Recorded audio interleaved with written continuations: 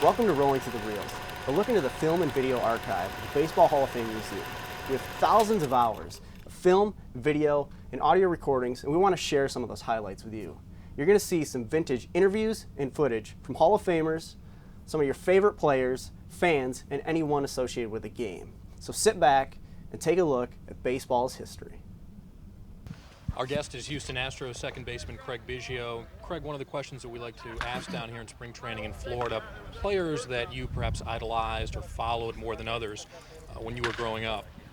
Well, to me, my idol was Thurman Munson growing up. I mean, he was a guy that was a class act on and off the field, well respected amongst his peers. And as a catcher growing up, I mean, he was a guy that was an offensive and defensive catcher. And, those guys are hard to find, and he just did it all. And, it's unfortunate that, the way he was and the way he loved his family, it was tragic the way he took his life. But that was a guy that I looked at because the way he was such a great player on the field and a tremendous role model off the field. Was his scrappiness something that's often talked about with Munson? Was that particularly attractive to you? And did you model yourself after that? No, I didn't model him. I just respected the way he played the game. He played the game hard. He got his uniform dirty, and when the game was over, it was over. He went home to his family, and that's the thing that I respected the most.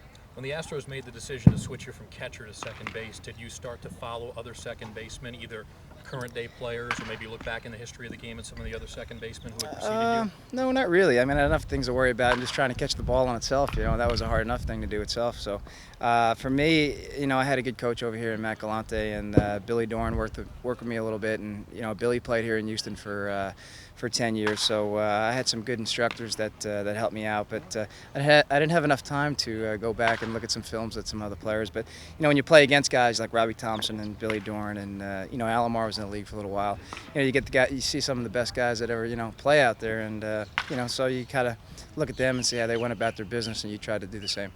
What's it mean to wear the same uniform that a great second baseman from years gone by, Joe Morgan, once wore? Actually, during two different stints. Many people forgetting that Morgan came up with the Astros in the 60s and then played briefly for them again in 1980. Do you stop and think about that? No, not really. I mean, it's I've played golf with Joe. We've got together in the wintertime and stuff like that and played golf. And Joe put his mark in Houston. I mean, he said himself, he learned the game. He learned how to play the game there in Houston, and and he left it then. I mean, look at the years that he had and the success that he's had there, and he's left a positive mark on the organization and the community.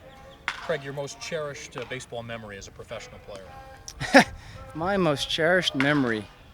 Well, I don't know. I haven't won a World Series yet, so I don't think I've achieved it yet. I think it won't be until I, hopefully one day be fortunate enough to get to the World Series, and that'll be the thing that I cherish the most. Do you talk to a lot of players who have been to the series about what that experience has been like? Well, you just hear a lot of guys talking about it, and you see them playing in October and November now, and that's where you want to be. That's what you want to do, and that's what we start in spring training, and you focus your attention on being and getting to that plateau, and hopefully someday we can achieve that. What about the Hall of Fame? Do you have a chance to ponder that at all? And when I say the words Cooperstown and Hall of Fame, what are the images that come to mind? I've been there when I was a little kid, and there's a lot of terrific people that are up there. And in a couple more years, I'm going to go back up there. My kid's old enough to understand it, and it's a great thing. It's a wonderful thing. I mean, you talk about those guys when the baseball game started to where it is now, and everybody's in this thing together, and everybody that wears a uniform is all got a part of it. And I just think it's wonderful to go up there and visit. What do you remember about your visit as a youngster to Cooperstown? I don't know, just the old uniforms and stuff like that, and not really knowing. I was never really a follower of the game other than just watching Munson really play. So, but I love to play the game. I just remember just going up there and seeing all the guys and all the history and remembering that stuff. Final question for Craig Biggio. What advice, what message would you give to youngsters who are in the position now where you were maybe 15, 20 years ago?